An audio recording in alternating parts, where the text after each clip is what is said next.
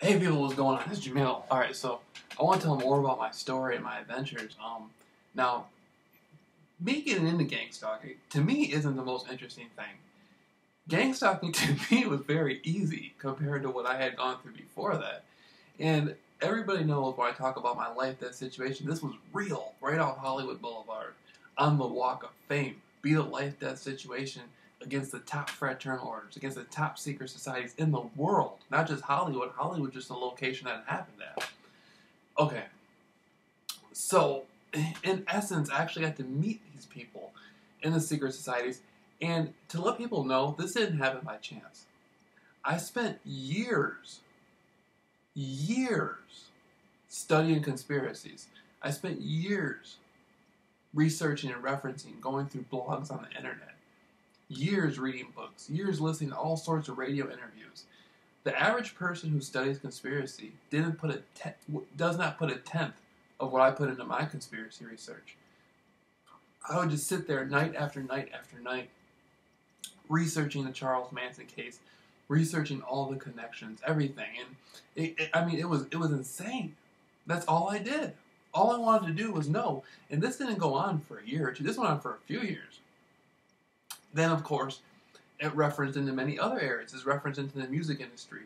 And it cross-referenced often with my Jonestown research, which came after the Manson research. But when I did my interviews, I did them both at the same time. But the Manson research came first. Then, later on, this is before the interviews, the pre-interviews. I did many interviews with a few different people.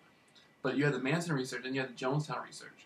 And the Jonestown and Manson research went hand in hand.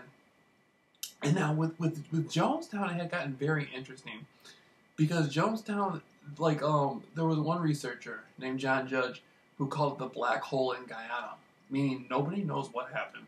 And I was able to penetrate a level deep enough to see what these people are actually up to down there. And when I went out, I did my interviews. Again, the secret societies had heard it. So I ended up in Hollywood, and I ended up meeting the secret societies. And one of the individuals I came across was very, very intelligent and very well off and very mysterious, very, very powerful, but also very mysterious. And I could tell he was financially far more successful than me. He had much more, I couldn't compete with this man in any shape or way or form. He was a very, powerful man, very well-rounded. Well, he just on levels higher than me. But I could tell that he still had admired something about me. There was something about me that he admired. I think it was my thirst for the research, and for him to have to be involved. I think he realized it was pretty serious. The things I was talking about, the things that I knew, had went up the ladder to the point to where it had caused a major problem, and they needed to look at me immediately. And so this man, I could tell he even kind of felt sorry for me in a way. He almost felt like he'd probably tell that I was a good person at heart. And he I don't know. I don't think, in essence, I don't think he really wanted to see anything bad happening. But I think this was a business type of thing. It had nothing to do with what he thought of me or not. This was strictly business. But anyway. I think in a way we kind of reminded each other of each other a little bit in some way. On some level, if that makes sense. Anyhow, so I end up seeing these guys, and at the time I'm being told things, I'm learning things, and I realized, why am I seeing all this? Right? And so when the situation comes, or I get put in a life-death situation, now the gunmen were already there, everything was already set up. I was able to get out of it because of my energy. I had glasses on. I seemed real, meek and easy and stuff like that. And I think there was a little bit of street smart quality about me they had perceived. So I said, well, man, this guy, he's studying, he's reading, he's a little bit street. He's not going to tell anybody what he met us and stuff like that. He's going to be far too intimidated and, just let him go on about his business. And so I'm still piecing stuff together. Then by the time I get back to Michigan, I start talking and start revealing. Then I start finding out. I know more. I'm learning more about what happened. I'm still learning what happened from my experience, my trip going there. As the weeks go on, I'm still learning more about what happened. It took me a long time to piece all this together. These people are 100 steps ahead of you. And so these people find out, they're like, wait a minute, not only did this guy run his mouth about our business in the research world, but he also finds out that we tried to set him up and dupe him. And so they're like, what? They're like, now he's running his mouth about it. Oh, hell no. So they put me in the gang stalking program. And the gang stalking program, it's been about a year, and a lot of interesting things have happened to JAMEEL RAWLS in my life. Anyhow, I've been able to find spiritually, metaphysically, in a lot of different ways, just loopholes through the gang stalking program. And I've just been catapulted to success rapidly.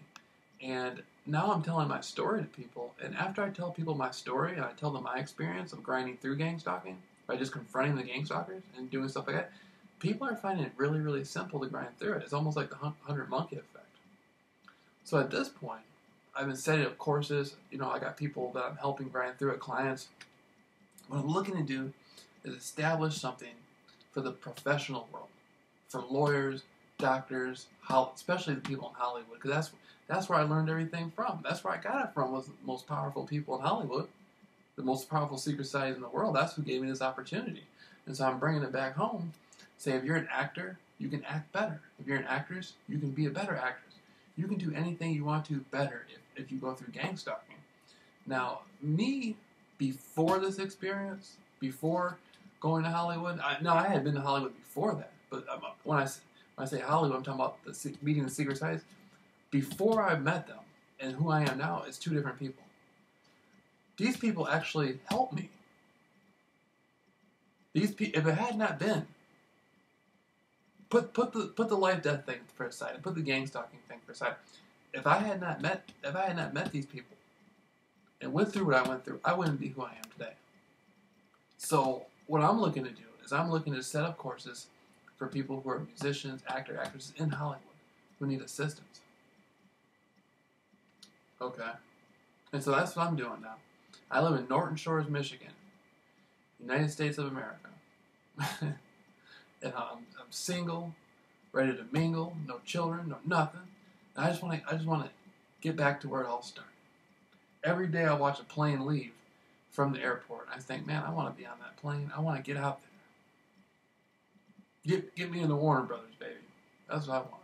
Get me out there in those studios. Let me help people grind through gang stalking, because I know the actors and actresses that go through it. Gang stalking, it can't just be called. People aren't necessarily going to call out the gang stalking just because somebody has to do a movie. Get me in there. I'll help them grind through it no matter what. I had one guy. He was calling me. He was on they had him on 17 different kinds of medication, and he had to go see a therapist every day and tell the therapist gang stalking wasn't real. Then he said the gang stalking program sent him messages in his mind, voices, the voice of skull stuff. He had all this stuff going on. He talked to me for a few days, cut back on the medication by half. Now he's out there filming the gang stalkers, doing his own thing. He learned how to beat it. I didn't beat it for him. He beat it for himself. But he's grinding through it from my experience, from my help. And that's just over the phone. That ain't even in person. So get a hold of me. JAMEEL RAWLS vs. Gang Stalking at Gmail.